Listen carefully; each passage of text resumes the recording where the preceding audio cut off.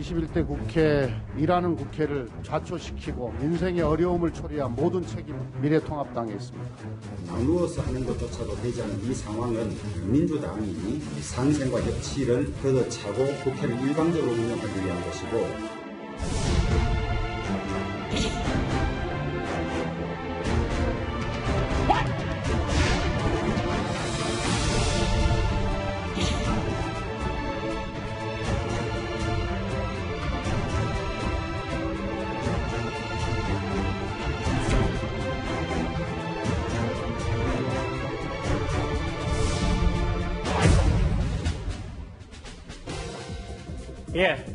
월요일 뉴스탑10은 여기부터입니다. 새 국회 문만 열어놓고 한 달째 돌아가지를 않았었는데 그럼에도 결국 오늘 오전 21대 국회 원구성 최종 합의에는 실패를 했습니다. 집권 여당이 상임위원장을 이제 독식하게 될 것으로 보이는데요. 양당은 이 결렬 책임을 바로 상대에게 돌렸습니다. 어제 꽤 장시간 협상을 했고 발표를 언론 통해서 보셨겠지만 상당한 진전이 이루어졌습니다. 미래통합당의 원내 지도부가 합의문 작성을 이뤄달라고 요청을 해서 오전에 기다렸는데 최종적으로 거부사를 전해왔습니다. 민주당은 법사위는 절대로 내줄 수 없다. 그래서 숙제 사법과 법제 경로로 나누자. 울지 안 되면 1년씩 그대로 하자. 그것도 정 안 되면 제도방위로 하자. 모두 다 도전했습니다. 일당 독재, 의회 독재가 시작된 참으로 참담하고 무서운 그런 것이었습니다. 오늘 오전까지만 해도 극적 합의 가능성이 있지 않냐 했는데 결국 이렇게 여당이 모두 다 가져가게 됐습니다. 이현정 의원. 네. 결론은 이렇게 났는데 결렬이 됐으니까. 네. 근데 정말 야당의 투정인지 아니면 슈퍼 여당의 월권 혹은 베풀지 못함인지 어떻게 좀 봐야 되겠습니까? 크게 보면. 이거는 우리 국회 역사를 조금 이해하시면 이해가 빠를 것 같습니다. 우리나라 국회가 12대 국회, 즉 박정희 그다음에 전두환 전 대통령이 있을 때 국회 같은 경우는 여당이 워낙 압도적인 의석을 차지했기 때문에요. 특히 또 박정희 시대에는 유정회라는 게 또 있어서 구조적으로 야당이 일단 여당이 될 수가 없는 상황이었습니다. 예. 자, 그때는 모든 상임위원장을 다 여당이 독식하는 게 당연한 걸로 비춰졌어요. 그러다가 87년 민주화 이후에 88년 헌법이 이제 개정이 됐지 않습니까?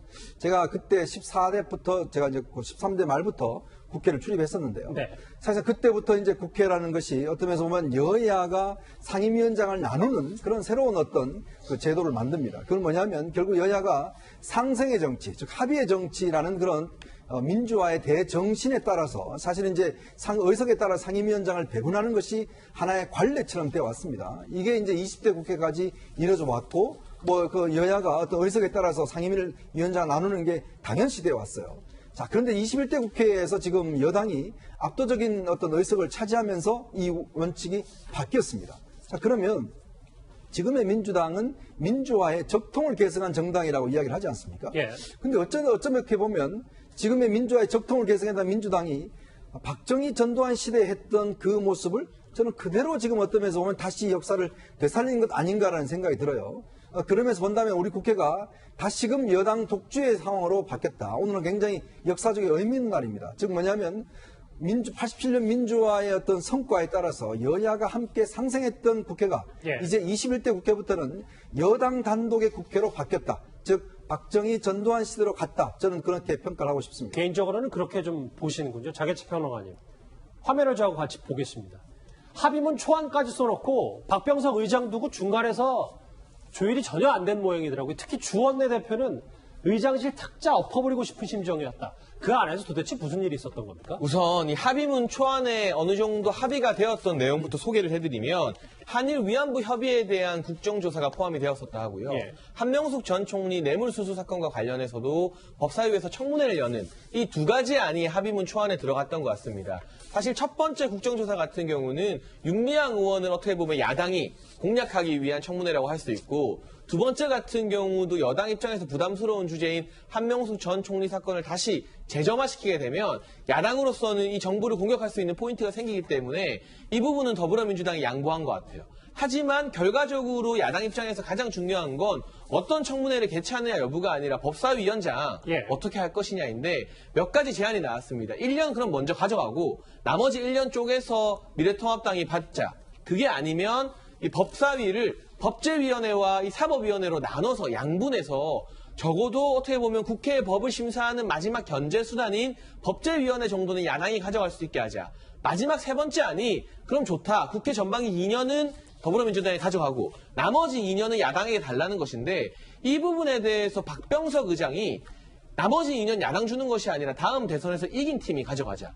다음 여당이 가져가자는 말을 했는데 여기에 대해서 주호영 원내대표가 마치 미래통합당이 다음 대선 이길 수 있겠느냐는 식의 강력한 모욕감을 느꼈다고 하고요. 뭐 한유라 청문회 이런 말도 있었습니다. 한명숙, 유재수, 라임 자산운영. 그런데 가장 중요한 포인트는 청문회나 국정조사보다는 법사위에 대해서 여당이 한 발짝도 물러나지 않게 되면서 야당이 제시한 세 가지 안 모두가 결렬되면서 결국에는 협상이 틀어지게 된 것 같습니다. 글쎄 일부 보도를 보니까 국회의장 비서실장이 김태년 원내대표를 찾았는데 뭐 됐어 라는 반응까지 있었다는 인용 보도도 나왔는데요. 어찌됐건 35년 만에 상임위원장을 싹쓸이하게 된 민주당입니다. 그런데 오늘 통합당 김종인 위원장은 이런 셈법을 제시했습니다. 물론 이렇게 되는 상황이 안 오기를 정말 바랬습니다. 우리가 정말 그 주옥 같은 상임위원회를 우리가 국회에 양보를 했지 않습니까? 거기 가려고 하는 좋은 의원회가 얼마나 가고 싶어하는 의원회가 많았습니까? 그렇게 해줬는데 결과는 여기까지 왔습니다. 그러나 우리에게도 참 책임이 더 크겠습니다. 우리가 앞으로 남은 한 1년의 귀한 이후에 정권을 우리 스스로가 창출할 수 있다고 하는 이런 신념에 불타신다면 올해 이것이 하나의 좋은 계기로 작용할 수 있다고 저는 생각합니다. 김태현 변호사님도 김종인 위원장 말 맞다나 정말 이게 야당의 정권 창출에 좋은 계기가 될 것이라는 말 동의하십니까? 그럴 수 있죠. 두 가지인데 하나는 이제 명분적인 측면에서 보면 모르겠어요. 여당이 책임 정치한다. 그러니까 원래 국회법에 있는 대로 다 다수당이 다 가져가는 거 선출해서 하는 거 아니냐라는 이 여당의 명분보다는 앞서 이제 이현종 위원님께서도 설명을 하셨듯이 야당 측이 내건 명분들 이제까지 항상 그래왔습니다. 민주화 이후에 87년 이 헌법 체제 하에서는 항상 여당과 야당이 합의해서 상임위원장을 나눠줬고 법사위도 야당이 가져갔습니다. 단독 과반수를 했던 노무현 정부 시절의 열린우리당, 이명박 정부 시절의 한나라당도 단독 과반을 했음에도 불구하고 예. 야당에게 법사위원을 줬습니다. 이게 우리 국회의 관행입니다. 라는 명분이 뭐 각자의 지지층은 좀 얘기가 다르겠지만 중도층 유권자에게 좀 더 소구력을 가질 가능성이 저는 높다고 보고 실리적인 측면에서도 이렇게 한번 생각해 볼 필요는 있어요. 미래통합당 입장에서 지금 상임위원장 몇 개 가져간다 한들 게이트키핑 작용 못합니다. 실질적으로. 왜? 위원장만 미래통합당에 뭐합니까? 위원들의 과반 이상이 다 여당인데 예. 그렇기 때문에 어차피 수에서 밀리기 때문에 상임위원장 가져간다 한들 제대로 견제하거나 할 수는 없는 것이거든요. 그렇다면 차라리 여당에게 상임위원장 다 주자. 그럼 어떤 일이 생기느냐? 이제까지 문재인 정부도 그랬고 이명박 정부, 박근혜 정부, 노무현 정부 모든 역대 정부가 대통령제 하에서 국정 운영이 잘 안 되면 무슨 얘기를 하냐면 야당이 발목을 잡아서라는 얘기를 했습니다. 예. 현재 지금 문재인 정부도 그렇게 하고 있고 지난 정부인 박근혜 정부에서도 야당이 발목을 잡아서라는 얘기는 여당에서 항상 진짜 나오는 얘기들이거든요. 그런데 이제 민주당이 177석뿐만 아니라 모든 상임위원장을 다 가져갔기 때문에 만약에 일이 잘 안 됐을 경우에 야당이 발목을 잡아서는 얘기를 할 수가 없는 상황이 됐죠. 그러니 아마 여당이 하는 걸 지켜보고 잘 이용하면 다음 대선에서 오히려 더 기회가 될 수도 있다라고 김종인 위원장을 비롯한 미래통합당의 중진들이 보고 있는 거죠. 그렇게. 정리를 좀 해볼까요? 어쨌든 21대 국회도 단독 개원이 됐고 여당 상임위원장도 독점 체제가 됐고 앞으로 있을 3차 추경도 뭔가 민주당이 강행할 조짐이다.